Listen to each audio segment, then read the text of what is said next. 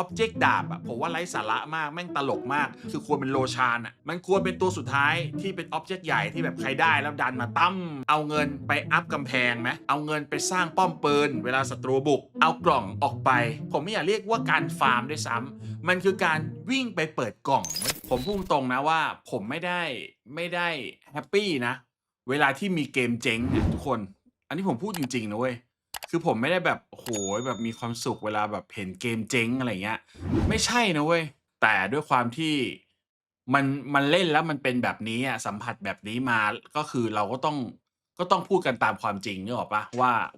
ว่าปัญหาของมันคืออะไรอะคือจริงๆตอนแรกวันเนี้ยผมก็ว่าจะเล่นให้ดูอะไรอย่างงี้ด้วยนะแต่ว่าคิดว่าเสียเวลาเพราะว่ากว่าจะเล่นกว่าจะอะไรเดี๋ยวผมเล่าเลยดีกว่าแล้วก็เล่นให้ดูเนี่ยก็ไม่รู้เดี๋ยวมันจะกระตุกมันจะแบบ มันจะไม่เป็นไปตามต้องการอีกไหมซึ่งผมว่าเกมเพลย์คุณไปดูจะได้จากหลายคนแล้วผมยืนยันนะว่าสตรีมเมอร์หลายคนที่คุณไปหาดูได้เซิร์ช HighGuard คนไทยอะไรอย่างเงี้ยเครื่องแม่งเป็นแสนน่ะเฟรมเรตยังดร็อปเลยบางคนเนี่ยดึงเฟรมเรตได้แค่แบบ60ไม่ถึง100อะซึ่งของผมอะไม่ถึงแน่นอนแล้วก็มีการดร็อปซึ่งผมก็ไม่เข้าใจว่าไอ้เหี้ยภาพแบบเนี้ยแม่งดร็อปได้ยังไงนะ อ็อบเจกต์ห่างเป็นกิโลเล่นกันอยู่3คนจริงมันควรจะ4ไหมหรือถ้า3คนก็ต้องมี3ทีมหรือไม่ก็ย่อขนาด map หรือถ้าไม่ย่อขนาด map ก็ควรจะต้องเพิ่มอ็อบเจกต์เกมสไตล์เนี้ยมันก็ไม่ต่างจาก MOBA จริงๆมันคือ MOBA นะเรียก MOBA ได้เลยนะเพราะ MOBA มันคือ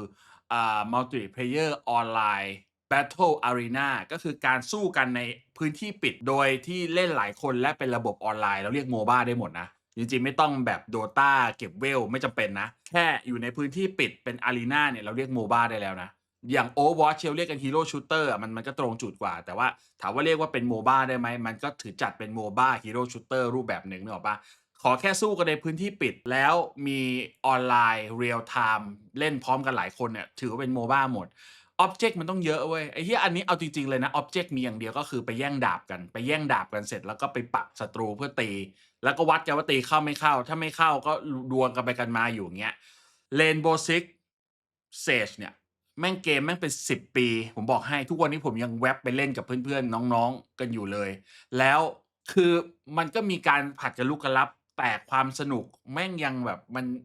คือมันก็เกมหมาแต่ว่ามันยังมีความเอนเทอร์เทนบางอย่างได้ดีกว่าซึ่งแบบผมแม่งเศร้าอะไอ้เหี้ยเกมใหม่มันควรจะดีกว่าเปล่าวะก็ยังรู้สึกว่าก๊อบ Apex เกินไปเคว้งจัดอันนี้ผมพูดจริงๆนะผมไม่แน่ใจว่าไม่อยากใช้คำว่าก๊อบด้วยซ้ำผมว่ามันไม่ได้ก๊อบ Apex ผมมีความรู้สึกว่า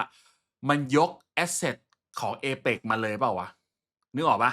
ผมรู้สึกว่ามันยกแอสเซตของ Apex มาใช้เลยอะ เพราะมันเป็นผู้พัฒนาเก่าของ Apex เว้ยทุกคนมันยกมาทั้งก้อนเลยหรือเปล่าเพราะผมรู้สึกว่าปืนน่ะปืน touching ของปืนของกระสุนเวลาเล่นเวลายิงอะไรเงี้ยไอ้เหี้ยมัน Apex เลยอะมันคือแบบแทบจะแบบของเดิมเลยหรือเปล่าแล้วแค่มาเปลี่ยน skin เปลี่ยนฟอร์มนึกออกไหมผมไม่มั่นใจนะว่ามันจะไม่ใช่ของเดิมอะผมเล่นแล้วผมว่าทีมงานน่าจะเผลอสลับไฟล์เสียงปืนกับเสียงเท้าแน่เลยใช่จริงๆๆ เสียงเท้าดังจัด เสียงเท้าดังแบบเหี้ยคือมึงเดินอยู่อะเสียงเท้าคนเท้าม้าเนี่ยมึงได้ยินเป็นกิโลอะมึงรู้เลยว่ามีคนมาแม่งได้ยินเหมือนมึงเอาหูแนบมึงเคยดูหนังสงครามสมัยโบราณเปล่าที่แม่งเอาหูแนบดินน่ะแล้วก็จะมีเสียงตีนมาแบบข้าศึกบุกแล้วไอ้เหี้ยแบบนั้นแต่เสียงปืนเนี่ยแม่งดร็อปเวลามึงยิ่งวิ่งยิงกันมึงจะได้ยินเสียงตีนกุกกักๆๆๆแล้วก็เสียงปืนแม่งก็พิ้วๆๆๆหนักจริง แล้วปรับไม่ได้ด้วยไอ้เรื่องการปรับในเกมที่น้อยนี่ก็เป็นปัญหานะ Performance ไม่ดีจริงๆค่ะเครื่องระดับ Mid End เล่นไม่ได้เลยจริงเครื่องผม Mid End นะก็คือผม R5 4070ก็ Mid แต่ว่าการ์ดจอดีหน่อย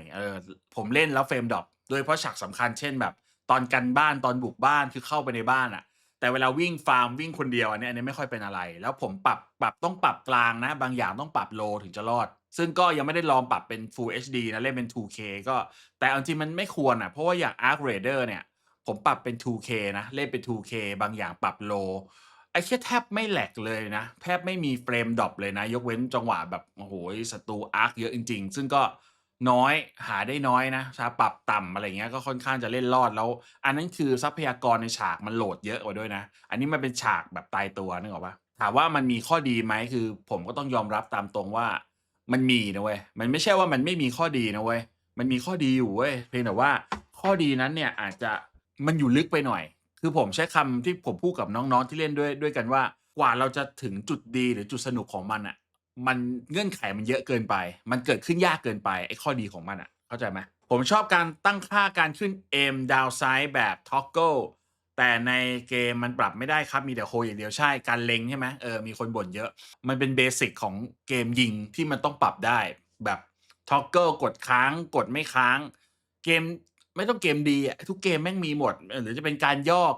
การยืนอะไรอย่างเงี้ยมันมีให้หมดกดค้างหรือ กดทีเดียว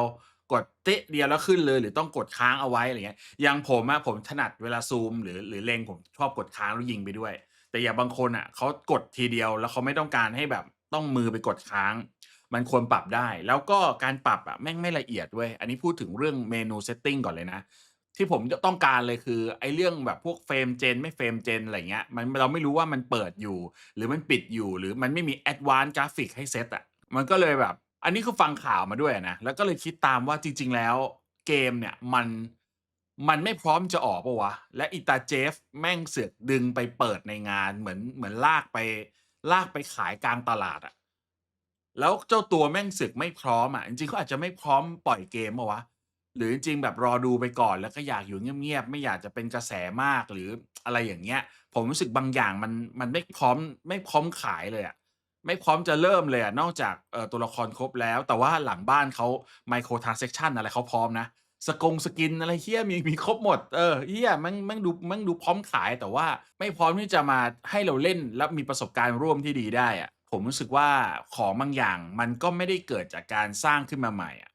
อย่างสกิลหรือแม้แต่ปืนอะมันดูเหมือนเอาของเดิมบางอย่างมาปัดฝุ่นใช้อะส่วนใหญ่เวลาเราดูสื่อไทยอะพูดถึงหรือว่าสตรีมเมอร์หรือคนเล่นหรือแม้แต่ผมเองผมก็จะบอกนะว่ามันไม่ใช่ไม่สนุกเลยนะเว้ยมันมีความสนุกอยู่ High Guard มันมีความสนุกอยู่ในเกมนั้นนะแต่ถามว่ามันดีไหมมันยังไม่ถึงจุดที่เรียกว่าดีหรือว่า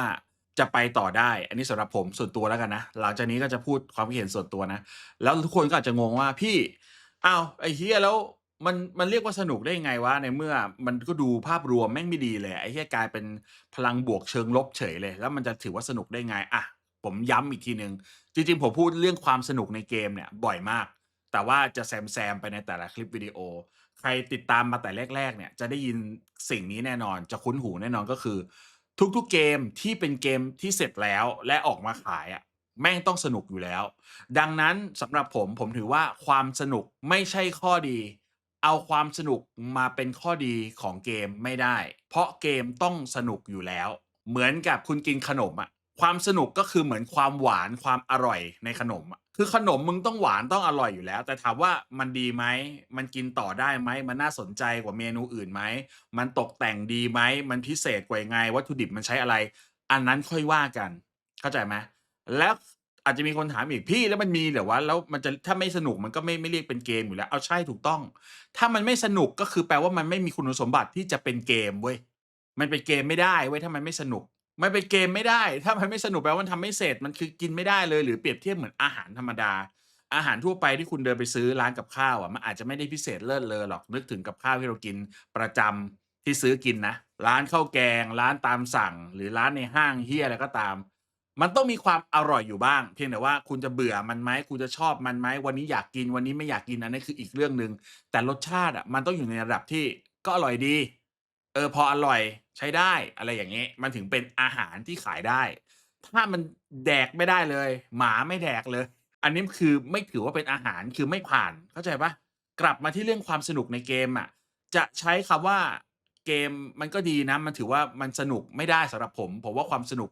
ไม่ใช่เกณฑ์ในการบอกว่าเกมนั้นผ่านหรือไม่ผ่านอะเอาความสนุกมาเป็นคะแนนบวกไม่ได้อะเอาความอย่างงี้ง่ายๆแล้วกันเพราะว่าอะไรรู้ไหมทุกเกมอะทุกเกมใน white list พวกมึงอะหรือในไลบรารีอะแม่งสนุกหมดอะจริงเนี่ยไลบรารีผมเนี่ยเดี๋ยวผมเปิดให้ดูสนุกทุกเกม ต้องเร็วๆหน่อยนะแบบบางเกมมันแบบว่าแช่นานไม่ได้เนี่ยผมว่าสนุกทุกเกมอะแต่ว่าถามว่าทำไมเราไม่เล่นทุกเกมอะก็เพราะว่าปัจจัยในการเล่นน่ะปัจจัยในการที่เราจะหยิบมาเล่นมันมีต่างกันไปบางอันเล่นกับเพื่อนสนุกบางอันเล่นกับเพื่อนไม่ได้บางอันสนุกดีแต่มันมีอันสนุกกว่าและครบรสกว่าไงมันจะมีสิ่งที่เขาพยายามจะนำเสนออยู่แต่เขา ทุบสิ่งนั้นแตกด้วยสิ่งที่เขาสร้างขึ้นมาเองเว้ยเช่นเกม High Guard เนี่ยมันมีความน่าสนใจคือผมเห็นตัวอย่างเอาตรงๆเลยนะผมคิดเลยว่าไอ้เหี้ยแม่งคือมันคือเหมือนมีความเป็น MOBA แล้วผมดันชอบเล่น MOBA ใช่ไหมผมรู้สึกว่าเฮ้ยกลิ่นแม่งเหมือนเกม MOBA เลยว่ะแม่งเจ๋งว่ะ คือผมรู้สึกว่ามันน่าจะแบบมีการฟาร์มมีเฟสฟาร์มซึ่งมันมีจริงๆนะแต่มันไม่ได้แบบที่ผมคิดแล้วอาจจะมี Minion นะอาจจะมีคลิปป่าหรือเปล่าอาจจะมีการซื้อไอเทมบิลด์ไอเทมคราฟต์ไอเทมไหมเฮ้ยมันน่าจะมีอะไรเจ๋งๆที่แบบไม่ใช่แค่หยิบปืนมายิงกันนะไอ้เหี้ยผมจินตนาการเยอะแยะมีสกิลด้วยโอ้โฮมันจะเป็น Overwatch ที่ทำเวฟได้หรือเปล่าวะ Overwatch ที่ตีบ้านได้เหรอถล่มสิ่งปลูกสร้างได้เหรออะไรอย่างเงี้ย ผมจินตนาการแต่สุดท้ายพอลงมาเล่นมันมีตีบ้านมันมีการกันฐานอยู่ประมาณหนึ่งซึ่งก็โอเคพอรับได้อยากลองแต่สุดท้ายเนี่ยมันกลายเป็นว่าโยนปืนให้กันแล้วก็ทุกคนซัดกันใช้ Gunfight เล่นในการดำเนินเรื่องราวของเกมใช้ Gunfight ในการพาผู้เล่นเข้าสู่เกมสุดท้าย Gunfight ก็จะเป็นตัวฆ่าทุกคนเพราะว่าถ้าเกิดมึงยิงปืนไม่แม่นหรือมึงไม่ใช่สาย FPS ที่ยิงเก่งอะมึงจะแตกแล้วมึงจะไม่ได้สัมผัสถึงอ็อบเจกต์ถึงการบุกการห่าอะไรเลยเพราะมันจะวิ่งมาตุ๊ดตายมึงจะโดนยิงตายโดนยิงตายอยู่อย่างนั้นน่ะตัวละครที่มึงเลือกมามีสกิลให้แต่สกิลจะไม่ได้ใช้เท่าไรเลยเพราะว่ามึงจะยังไม่ทันรู้เลยว่ามันทำอะไรได้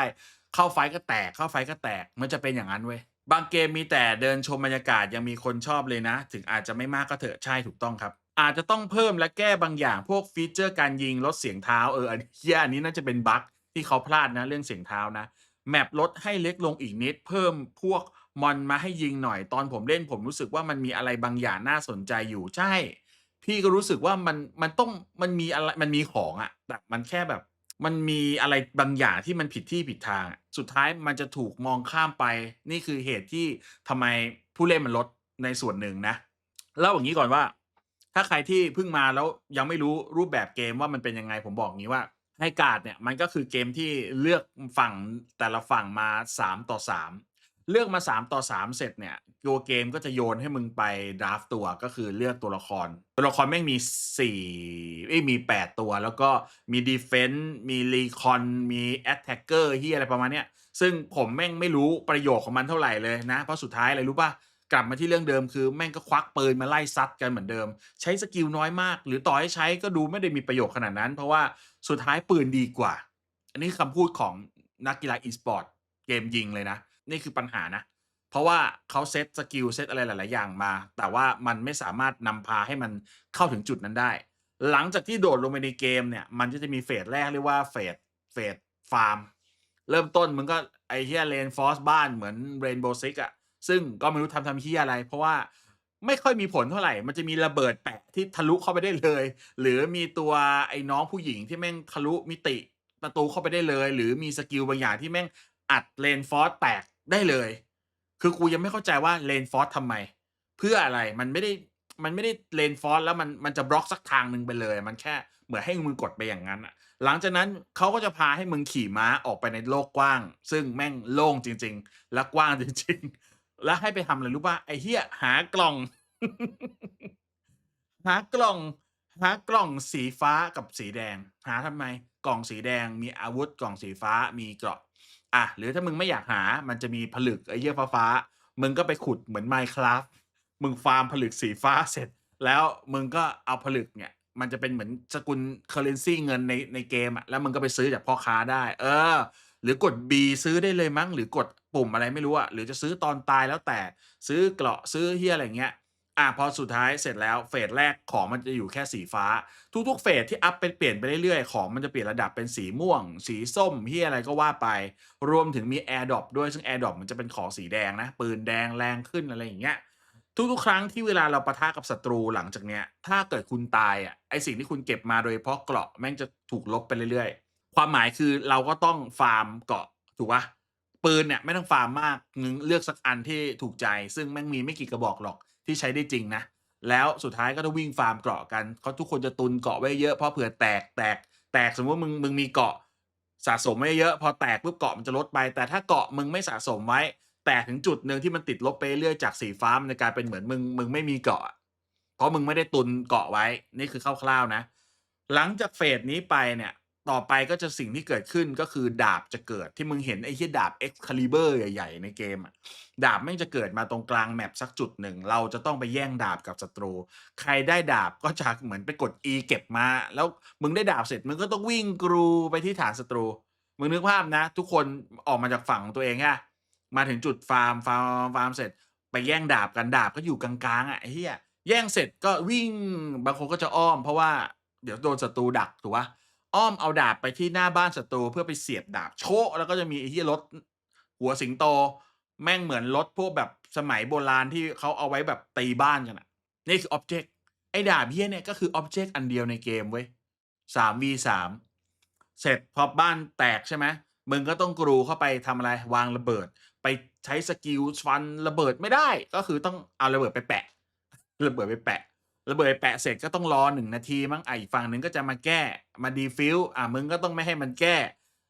ใครทำสำเร็จก็ได้แต้มไปแต้มก็คือหลอดเลือดรวมทั้งหมดทำอย่างเงี้ยไปเรื่อยๆถ้ามึงทำสำเร็จต่อเนื่องแป๊บเดียวเกมจบเลยหรือว่าจะไปวางระเบิดที่คอหลักที่เป็นเหมือนผลึกหัวใจหลักเลยก็ได้ระเบิดตั้มปุ๊บก็คือมึงชนะเลยประเด็นก็คือส่วนใหญ่มึงจะไม่ชนะเลยหรอกถ้ามึงไม่เก่งจริงนะแบบโปรจริงอะไรเงี้ยเพราะว่าศัตรูมันจะกรูเข้ามาพยายามแก้พยายามการบ้านซึ่งมันมาเยอะๆมึงก็ตายเข้าใจเปล่าแล้วมันเกิดอยู่ตรงบ้านมันมันก็จะผลัดกันแพ้ชนะไปเรื่อยๆอยู่เงี้ย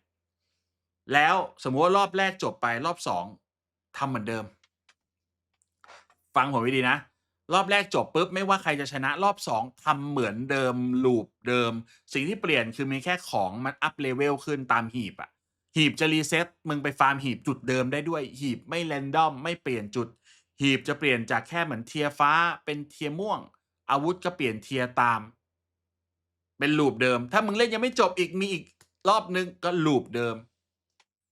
จนเชื่อเปล่าบางครั้งผมรู้สึกว่าไอ้เหี้ยปล่อยฝั่งนู้นแม่งชนะไปเถอะเหี้ยกูอยากเล่นใหม่แล้วคือตอนนั้นมันยังรู้สึกว่าอยากลองตัวใหม่ๆตัวนู้นตัวนี้แต่แบบกูไม่อยากเล่นซ้ำแล้วมันแบบเล่นใหม่อีกแล้วฟาร์มใหม่อีกแล้วฟาร์มก็คือมึงก็ขี่ม้าไปหากล่องเหี้ยอะไรอย่างเงี้ยคือแม่งแบบแม่งเฝือจัดเลยดีไซน์ให้มาเป็นดาบแต่เอามาใช้ในฐานะดาบไม่ได้ถูกต้องฉากฐานระเบิดจะยิ่งใหญ่แต่โครงสภาพเดิมเสียหายแค่กำแพงถูกใช่มันต้อมขึ้นมาแล้วก็ไอ้เหี้ยไม่เกิดอะไรขึ้นทุกอย่างอยู่คงเดิมไม่รู้ว่าเราจะไปรู้สึกจอยได้ตอนไหนผมว่า3-3มันน้อยไปถึงจะเจอกันง่ายถ้า5-5ยังพอนัวๆผมว่าถ้าจะ3-3มันต้องมีทีมเพิ่มมันต้องไม่ใช่2ทีมหรือไม่ก็จะต้องลดแมปเว้ยต้องลดขนาดแมปอย่างเงี้ยไม่ได้ไอ้เหี้ย แมปใหญ่ไปแมปมันใหญ่เกินทุกคนแล้วพอแมปมันใหญ่เกินมันก็เลยโหวงเหวงคือจริงๆผมบอกให้มันไม่สามารถแก้สักหนึ่งเรื่องแล้วดีขึ้นได้เลยหรอกเพราะว่ามันมีแผลหลายจุดแรกก็คือแมปใหญ่เกินหรือไม่ก็ต้องใส่อ็อบเจกต์เพิ่มให้มันดูมีอะไรทำด้วยความเรารู้สึกว่าแมปมันกว้างแล้วแมปมันโล่งเพราะมันไม่มีอะไรเลยเว้ยนอกจากเราวิ่งหากล่องขนลุกไปดูรีวิวในสตรีมมาเม้นลบ19,000ใช่ถูกต้องครับคือมันมีแววที่จะสนุกได้แต่ถูกมันมีของแต่มันไปไม่ได้ฝากไว้อีกทีนะครับก็ผู้สนับสนุนสำหรับไลฟ์นี้แล้วก็คลิปวิดีโอนี้นะครับนั่นคือ Nutrio Plus นะครับผลิตภัณฑ์ดูแลเส้นผมสำหรับผู้ชายไทยทุกๆคนนะครับสำหรับชายหนุ่มท่านใดหรือเพื่อนๆคนไหนนะครับที่มีปัญหาผมบางผมเล็กผมขาดผมหลุดผมร่วงง่ายเวลาสระผมแล้วรู้สึกเห็นแบบไอ้เหี้ยผมแม่งติดไม้ติดมือมาแล้วมากองที่พื้นเยอะๆเนี่ยบางทีมันเป็นไปได้จากสารเคมีหรือสิ่งต่างๆที่เกิดขึ้นแล้วมันเปลี่ยนไปจากเราไม่เคยผมร่วงผมบางก็เป็นไปได้นะเพราะว่ามันมีฮอร์โมนตัวนึงที่ชื่อว่า DHT นะครับมันจะทำให้กระตุ้นอาการไอ้ผมร่วงเนี่ยแหละครับแล้วทีนี้ Nutrio Plus นะครับก็เป็นแบรนด์คนไทยเราเองนะครับได้คิดค้นวิจัยและเอาสารสกัดสำคัญจากธรรมชาติเนี่ยเข้ามาไว้ในนี้รวมถึงได้รับการวิจัยอย่างถูกต้องเพื่อลดประสิทธิภาพของฮอร์โมน DHT นะครับทำให้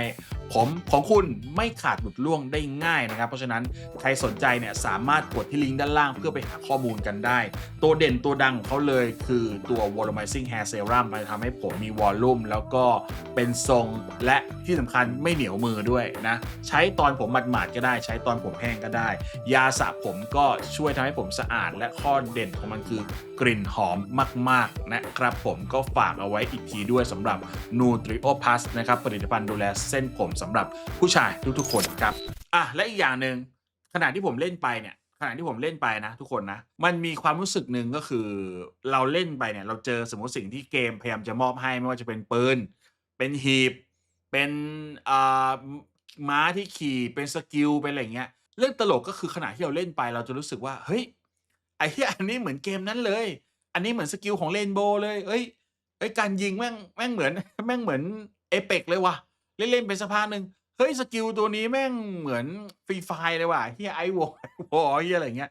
คือมันจะมีความที่บางตัวก็ไปเหมือนสกิลของ Marvel Rivals มันดูแบบมันดูไม่มีอะไรเป็นของตัวเองเลยอะอันนี้ไอเดียอันนั้นอันนั้นไอเดียอันนี้แล้วก็เหมือนมายำๆกันผมยังงงอยู่เลยว่า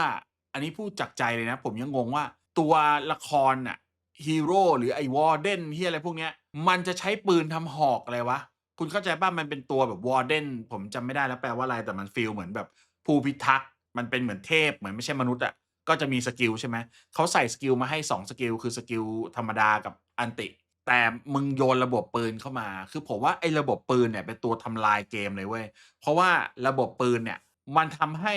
สกิลหรือความน่าสนใจของฮีโร่แต่ละตัวหายไปมันกลายเป็นแค่ nobody ถือปืนนั้นๆซัดกันน่ะ ถ้าเกิดคือเล่นสักพักหนึ่งคุณจะรู้ว่าแม่งคือเกมยิงปืนอะในธีมที่อยู่ในในฉากแม่งแบบเหมือนแฟนทาซีหน่อยหนึ่งอะสกิลก็มีผลนิดหน่อยคือสกิลมันไม่ได้เปลี่ยนเกมอะมันไม่ได้เป็นตัวเกม changing ขนาดนั้นน่ะทั้งๆที่จริงๆแต่ละตัวมันมีจุดเด่นถูกเปล่ามันมีตัวหนึ่งเป็นเหมือนครึ่งคนครึ่งหมีมีสกิลในการแบบตบไอ้ Reinforce แตกแล้วก็มีแบบกรงเล็บหมีอะไรอย่างเงี้ย ผมไม่เข้าใจว่าทำไมมันไม่ทำให้มันเป็นแบบ Marvel Rivals แบบ Overwatch ก็ได้ คือไม่ต้องมีปืน ทุกตัวก็แล้วแต่ดิถ้าตัวไหนตีไกลมันก็ตีไกลไปตัวไหนประชิดก็ประชิดแล้วก็ใช้สกิลแต่ผมเดาว่าเขาต้องให้มีปืนเพราะว่ามันเร็วที่สุดในการยกแอสเซตเดิมของ Apex มาใช้คือเขาทำงานน้อยอะเข้าใจไหมไม่อยากจะคืองานรีบอยากจะทำงานแค่นี้ประมาณนี้อะไรอย่างเงี้ยซึ่งตรงนี้แม่งโคตรแย่แล้วพอมันมีปืนเนี่ยแม่งทำลายทุกอย่างที่ควรจะน่าสนใจเลยนะ มันมีต้องแก้หลายจุดนะแก้เรื่อง map เรื่องอ็อบเจกต์เรื่องปืนผมว่าไม่รู้จะใส่ทำไมอะมันก็จะแบบคือคนที่เป็น Pro Player เกมยิงแม่งยังบ่นเลยอะไอ้เหี้ยหรือตอนแรกเป็นเกมตั้งใจเป็นเกมมือถือหรือเปล่าครับเพราะตอนแรกๆเล่นไปแล้วรู้สึกแบบนั้นมากเลยผมก็รู้สึกว่ามันลวกๆมันดูแย่อะอารมณ์ความดุเดือดของการต่อสู้คือเล่นใหม่อีกรอบทุกอีกรอบทุกครั้งเพื่อตัดสินแต่ทุกอย่างเหมือนเดิมมันจะน่าสนุกตรงไหนใช่ ทุกๆครั้งในแต่ละเฟสมันควรจะแบบมีอะไรเกิดขึ้นผมพอเข้าใจนะมีอะไรเกิดขึ้นพัฒนาขึ้นไฟลุกขึ้นอาจจะมีรถถังเดินไหมมี minion ปล่อยออกมาอะไรอย่างเงี้ยไอ้เหี้ยอันนี้คือแบบแม่งอ้าวเหี้ยเริ่มใหม่แล้วเหรอมันเริ่มใหม่เหมือนมึงเล่นเกมติด loop เลยเหมือนเริ่มใหม่เหมือน reset เหมือน reset ฟรึ๊บแล้วกลับมาเล่นแต่แรกเปลี่ยนแค่เทียร์ของมันก็เลยเป็นเหตุผลว่าทำไมหลายๆเกมถึงมี 3v3 4v4 5v5 หรืออะไรก็ช่างในตัวเกมตัวเองจนกว่าจะหารูปแบบที่ลงตัวมาได้ใช่จริงๆมันต้องเทสต์เว้ยเพราะเราไม่รู้หรอกว่าถึงเวลาคนเล่นจริงแล้วมันจะเป็นยังไงนะอย่าง Ark เนี่ยเขาเพิ่งจะมาใส่2-2ตอนหลังเพราะเห็นคนเล่น2เยอะตอนแรกคือมี1ตอนแรกคือมีโซโลกับอ่าตี้3แล้วพอเขาได้ฟีดแบ็กว่าคนเล่น2เยอะนะก็ถึงจะค่อยใส่รูปแบบ2เข้าไป ความลงตัวมันจะเกิดการตกผลึกต่อเมื่อคนมันเข้าไปเล่นนานพอแล้วจนแบบรู้แล้วว่าเฮ้ยแบบนี้เวิร์กกว่าอะไรงี้ทีนี้มันเรื่องปืนถามว่าเรื่องปืนเนี่ยถามว่ามันยิงมันสนุกไหมมันก็สนุกอะแต่ว่าไม่ว่ายังไงก็ตามนะเว้ยถ้าเกิดคุณเล่นเกมยิงไม่เก่งอยู่แล้วอะเหมือนถ้าคุณไม่ได้เป็นคนเล่น Apex หรือ The Final หรือเกมที่แม่งยิงเร็วๆอะแล้วก็ Call of Duty ที่อะไรเงี้ยสไลด์ยิงไปด้วยได้แล้วยิงแบบ Pro Player อะมึงจะเซ็งมากเลยเว้ยเพราะว่า มึงจะสู้ใครไม่ได้แล้วเกมการไฟต์ตัดสินทุกอย่างตัดมาเรื่องภาพตอนแรกผมเฉยๆเว้ยตอนแรกเวลาเล่นผมก็ภาพมันก็เป็นแนวแบบการ์ตูนใช่เหมือนจะมีความแบบเฉดๆนิดหนึ่งเล่นไปเล่นมาไอ้เหี้ยรู้สึกภาพมันเหมือนแบบเหมือนไอ้เกม Raft เคยเล่นเกม Raft ไหมที่มันเป็นเกมภาพแม่งประมาณเกมเนี้ยเนี่ยทุกคนดูดิเนี่ยผมเล่นไปเล่นมาไอ้เหี้ยแบบทำไมแบบบางอย่างแบบมันก็อาจจะดูดีกว่านี้นิดหนึ่งด้วยแสงสีอะไรอย่างเงี้ย แต่เล่นไปเล่นมาแบบเอ๊ะทำไมบางอย่างมันดูเป็นก้อนๆคล้ายๆกันวะผมก็งงนะแล้วก็พอสุดท้าย ดูไปดูมาไอ้เหี้ยภาพแม่งมันมันตก Gen นี่หว่าภาพมันโบราณอะภาพมันไม่ได้เหมือนที่เราดูในตัวอย่าง คือดูในตัวอย่างโคตรไม่ถึงขั้นว่าเจ๋งอะแต่ผมรู้สึกว่าตัวอย่างมันยัง immersive กว่าตัวอย่างมันยังแบบอยากลองว่ะไอ้ตัวอย่างในงาน Game Awards อะผมเห็นแล้วผมอยากลองนะผมรู้สึกว่าเฮ้ยมันมีความแบบมีสกิลมีฮีโร่คือชูตเตอร์คือผมอะไม่ได้ชอบเล่นเกมยิงแบบ FPS แต่ว่าชอบ MOBA ชอบความฮีโร่ชูตเตอร์ พอมาของจริงภาพแม่งไม่โอเค และหนักสุดคือ Optimize Optimize อะคือผมเฟรมดร็อปเดี๋ยวดร็อปเดี๋ยวไม่ดร็อปอยู่จนแบบคือแค่ยิงธรรมดากูก็เหนื่อยแล้วก็เลยแบบไอ้เหี้ยไม่ไหวนะเรื่องอ็อบเจกต์เนี่ยผมก็ไปนั่งคิดมาเว้ยว่าจริงๆแล้วถ้าจะต้องแก้มันควรเป็นไงผมว่ามันน่าจะเมื่อกี้มีคนบอกเหมือน Deadlock ใช่ไหมเออมันน่าจะต้องประมาณนั้นแต่ผมรู้สึกว่าไอเดียนะ ผมอยากให้มันมีความแบบมันมีความบวกHero of the Storm เข้าไปคุณเคยเล่นนะ Hero of the Storm ก็คือผมว่าไอ้ map ที่โล่งอะส่วน map มันจะเล็กใหญ่กว่านี้ไม่เป็นไรแต่ผมว่ามันควรไม่เอากล่องได้ไหมไอ้เหี้ยไม่เอาการวิ่งไปเปิดกล่องอะแม่งปัญญาอ่อนมากเลยนี่แม่งเกมแบบโบราณมากเลยนะไอเดียเหมือนไม่ได้ผ่านการตกผลึกอะไรมาเลยอะคือเอากล่องออกไป แล้วเปลี่ยนเป็นกลุ่มมอนสเตอร์ไหมเป็น Minion ก็ได้ คือจะเป็น Minion เดินเวฟหรือจะเป็นกลุ่มที่เป็นมอนสเตอร์ในป่าแทนกล่องก็ได้ แล้วเราไปรุมฆ่าเสร็จของถึงดรอปนึกออกเปล่าของดรอปเสร็จแล้วเราก็ได้แคปเจอร์เป็นโซนเราอะแล้วเราก็ทำอย่างเงี้ยไปเรื่อยๆฝั่งนู้นก็ต้องทำแข่งกันเพื่อจะได้แบบแคปเจอร์เนี่ยมีผลกับแต้มคือไม่เอาหลอดเลือดโง่ๆเนี่ยไอ้เหี้ยเอาเป็นแต้มรวมก็ยังได้เลย เพื่ออะไรครับเพื่อให้ทุกคนไม่ได้โฟกัสวิ่งไล่ยิงก็จะต้องวิ่งแคปมันจะน่าจะเหมือนแบบเหมือนเคยเล่นไอ้ Pokemon Unite เปล่าแล้วก็ Hero of the Storm อะมันจะเป็นฟีลคล้ายๆกันแข่งกันแคปเจอร์แคปเสร็จอาจจะได้ตัวมอนบางอย่างเกิดขึ้นมาจากส่วนที่เราแคปเพื่อไปดันเวฟต่อมันก็จะกลายเป็น Hero Shooter ที่มีการฟาร์มและทำเวฟ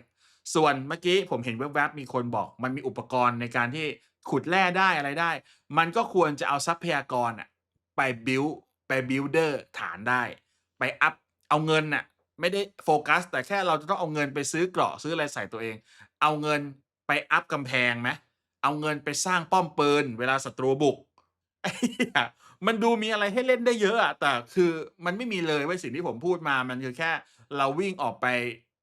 ไปกดรีบๆเก็บกล่องแล้วก็เอาของใส่ตัวเองเยอะๆเพื่อไปสู้กันแล้วก็ไปเอาดาบไปเสียบ เพื่อเปิดประตูเข้าไประเบิดฐานศัตรูแค่นั้น ตอนเห็นขี่ม้าใน Trailer คิดว่าน่าสนใจกลายเป็นว่าขี่ม้าเพื่อวิ่งฟาร์มให้ได้ของไวแฟนตาซีขนาดนี้นึกว่าเอาม้าอัปมาผมก็รู้สึกว่ามันควรทำได้มากกว่าแค่แบบเพิ่ม mobility อะอุตส่าห์ตัดพวกต้นไม้กับขุดแร่ได้น่าจะเพิ่มพวกระบบเก็บทรัพยากรเพิ่มความแข็งแกร่งให้ฐานหน่อยนี่ไงเห็นไหมคิดเหมือนผมเลยแทนที่จะ reinforce กำแพงจริงๆไม่ต้องมี reinforce กำแพง คือ reinforce อะคือใช้แร่ไม่ต้องมาถึงมันจะ reinforce ได้5ทีซึ่งผมรู้เลยว่าแม่งเอาไอเดียมาจาก Rainbow Six แต่ Rainbow Six อะเขาreinforce แล้วมันมีเหตุผลว่าทำทำไมดังนั้นเนี่ยเอาจากใจผมเลยนะไม่ต้องมี reinforce แต่แรกคือมาถึงอะทุกคนต้องวิ่งไปฟาร์มมึงต้องแบ่งหน้าที่กันแล้วถูกไหมใครไปฟาร์มของใครไปฟาร์มมอนใครไปฟาร์มแร่มันก็ต้องมีตัวฟาร์มแร่ซึ่งก็ปรับสกิลให้มันเหมาะกับการเล่น บางตัวอาจจะฟาร์มแร่ได้คูณ2ก็ต้องให้ตัวที่ขนแร่เป็นหลักอะกลับมาอัปฐานเพราะเราจะเล่น Defense แล้วศัตรูเนี่ยไม่ต้องมีที่ดาบโง่ๆอะไรนั่นอ็อบเจกต์ดาบอะผมว่าไร้สาระมากแม่งตลกมากมันควรเกิดเฟสสุดท้ายดาบอะมันควรเกิดเฟสสุดท้ายเหมือนว่าถ้าใครเคยเล่น Dota มันคือควรเป็น Roshan อะมันควรเป็นตัวสุดท้ายที่เป็นอ็อบเจกต์ใหญ่ที่แบบใครได้แล้วดันมาตั้มได้แน่ๆ1ทางนึกออกไหม มันยังไม่ควรเกิด มันควรจะเป็นตัวอ่า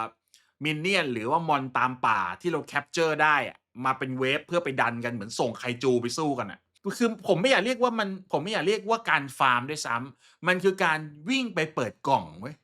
มันเรียกฟาร์มแทบจะไม่ได้ด้วยซ้ำอะฟาร์มมันต้องเราต้องทำอะไรมากกว่านี้นึกออกเปล่าการฟาร์มต้องสู้ต้องเก็บต้องขุดต้องหาไม่อันนี้คือวิ่งไปกด E แค่นั้นเอง คือคนยิงไม่เก่งก็เล่นได้แบบเอ้ยพี่เดี๋ยวผมรับหน้าที่เป็นกองหลังเองนึกออกเปล่าเป็นฝ่ายสร้างป้อมอะไรก็ว่าไป คือสร้างฐานและพื้นที่ภายนอกมันคือ wide area มีทรัพย์สมบัติมีมอนสเตอร์มีต้นไม้มีทรัพยากรเพื่อเอาไปสร้างฐานสร้างป้องกันอาคารใหม่สร้างสิ่งปลูกสร้างต่างๆและสร้างเครื่องจักรกลช่วยทำงานไปยึดจุดทุกมันควรเป็นทรงนั้นเว้ยแต่เล่นเป็น FPS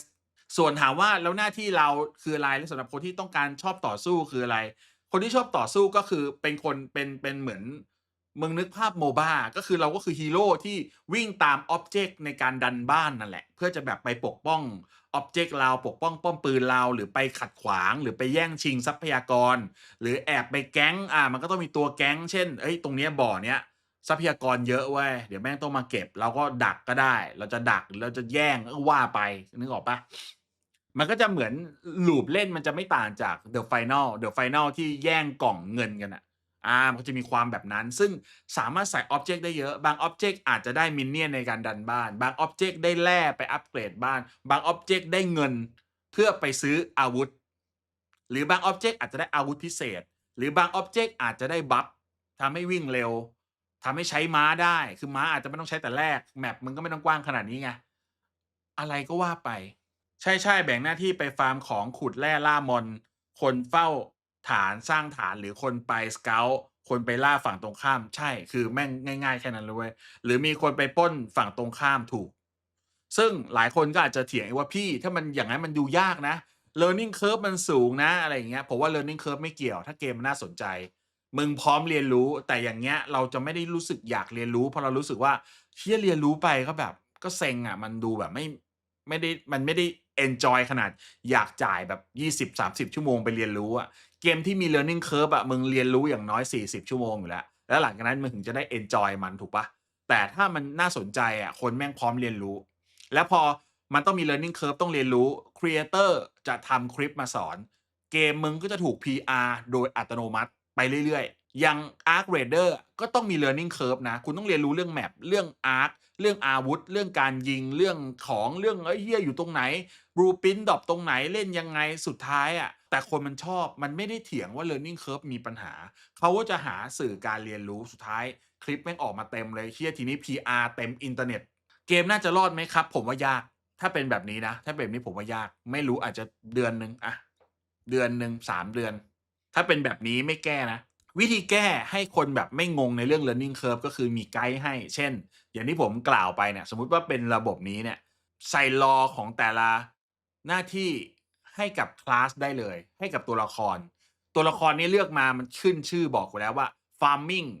mining อะไรนึกออกไหมเป็นตัวที่เน้นเก็บทรัพยากร เน้น build เน้นสร้าง แต่อาจจะมีความสามารถพิเศษในการทำลายด้วยเพื่ออะไรครับเพื่อให้แม่งพลิกแพลงแผนบางคนเลือกมาส่วนมากเอาไว้บ้านแต่อาจจะมีผู้เล่นหัวใสที่เฮ้ยมันมีความสามารถในการทำลายสิ่งปลูกสร้างแม่งสร้างเก่งแม่งทำลายเก่งด้วยอาจจะเปลี่ยนของเป็นเอาไปบุกแล้วเป็นระเบิดฐานได้อะไรอย่างนี้นึกออกไหมพูดเรื่องแบ่งหน้าที่ผมว่ามันก็แปลกงั้นควรออกแบบให้มีตำแหน่งตัวละครคล้ายโมบ้า ใช่ๆเขาว่าแบ่งหน้าที่ของผมไม่ได้แปลว่า3คนคุยกันแล้วแบ่งนะหมายถึงว่าแบ่งตามตัวละครให้เลยส่วนคุณจะไปพลิกแพลงเล่นยังไงแล้วแต่แบบมันไม่ต้องพูดกันมากอะเข้าไปเรารู้แล้วว่าเราต้องทำอะไรและใครเป็นคนทำก็รู้ตั้งแต่ตอนเลือกแล้วไงตอนเลือกเห็นเลยว่าแต่ละคลาสเป็นอะไรเหมือน Marvel Rivals อะ Marvel Rivals เล่นวันแรกอะผมรู้เลยนะว่าอ๋อซัปพอร์ตคือตัวนี้ซัปพอร์ตต้องเข้าไปซัปพอร์ตนะไปเติมกระสุนเติมเลือดเติมเกราะ ตัวนี้ตัวล้วงนะอ๋อตัวนี้ตัวชนนะคือผมรู้เลยแต่เล่นเป็นไม่เป็นแล้วค่อยไปฝึกกันจริงๆมีเรื่องที่ต้องพูดอีกก็คือเรื่องสกิลแต่ว่าผมไม่มีความจำเป็นต้องคุยกันแล้วล่ะเพราะว่าจริงๆเรื่องสกิลเนี่ยมันก็แทบจะเฟดหายไปเลยเพราะว่า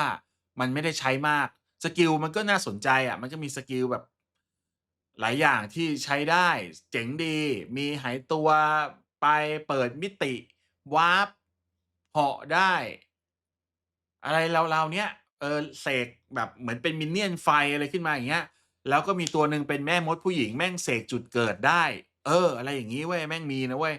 เพียงแต่ว่าไอ้เหี้ยมันไม่รู้จะใช้ยังไงใช้ตอนไหนเว้ยมันดูแบบถึงเวลาก็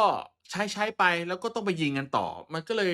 เรื่องสกิลมันเลยแบบความจำเป็นมันถูกกลบไปหมดเว้ยอันนี้ก็คือนั่นแหละผมก็เลยไม่รู้จะคุยอะไรมากสวัสดีคุณบิ๊กจอห์นด้วยครับแล้วนี่คือเกมจากคนทำ Titanfall นะครับ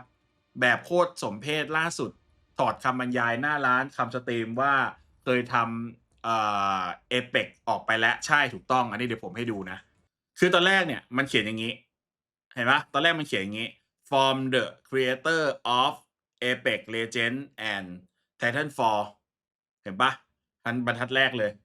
แล้วมันเปลี่ยนเว้ยอันนี้คือล่าสุดถ้าคุณเข้าไปจะไม่เห็นแล้วมันขึ้นอย่างนี้ High Guard is PvP Rate Shooter หายไปเลยไม่ใส่แล้วอันนี้คือน้องๆในกลุ่ม Discord แคปมาให้ทันเราก็เลยได้เห็นหลักฐานกันเป็นอย่างนี้เดิมนี่คือของเก่าทุกคนแคปไปได้นะหรืออยากได้หลักฐานก็มาขอได้ ประมาณนี้แหละสำหรับความรู้สึกของไฮกัดของผมนะสำหรับเนื้อหาของสิ่งที่ผมอยากจะพูดจริงๆของไอไฮการ์ดเนี่ยก็คืออยู่ประมาณนี้แล้วกันนะแต่ว่าเดี๋ยวเราฝอยกันต่อแล้วก็อาจจะแถมข่าวอะไรค่อยว่ากันนะครับสำหรับใครที่อยากจะลองไปลองกันได้นะเพราะว่ามันฟรีเว้ยนะครับก็สำหรับวันนี้ขอให้ทุกคนดูหนังฟังเพลงดูซีรีส์เล่นเกมอย่างมีความสุขนะครับแล้วก็รักษาสุขภาพกันมากๆด้วยสำหรับวันนี้ผมตองทอล์คคอนโทรลขอลาไปก่อนนะครับแล้วก็กด Subscribe กดไลค์กดแชร์ด้านล่างด้วยสำหรับใครที่ยังไม่ได้กดนะจ๊ะสำหรับเพื่อนๆที่ต้องการจะเป็นส่วนหนึ่งของครอบครัว Talk Control นะครับก็สามารถกดสมัคร Membership กันมาได้เพื่อนๆจะได้รับสิทธิพิเศษในการดูคลิปวิดีโอก่อนใครจะได้อาวุธสุดเท่ติดหลังชื่อไม่ว่าจะเป็นดาบเลเซอร์ดาบปราบมารดาบสายฟ้าและอาวุธระดับสุดท้ายอย่างไม้กอล์ฟติดไฟสามารถมีชื่อระดับพิเศษในกลุ่ม Discord เพื่อบอกว่าคุณเป็น Membership ของช่องและมีสิทธิ์แสดงความคิดเห็นพูดคุยกับผมในการนำเสนอคลิปวิดีโอถัดไปเข้ามาเป็นส่วนหนึ่งในการอัปเดตข่าวสารแห่งโลกวิดีโอเกมไม่เอาการยัดเยียดไม่เอาการเมืองรักในวิดีโอเกมในแบบที่มันเคยเป็น Talk Control ยินดีต้อนรับครับผม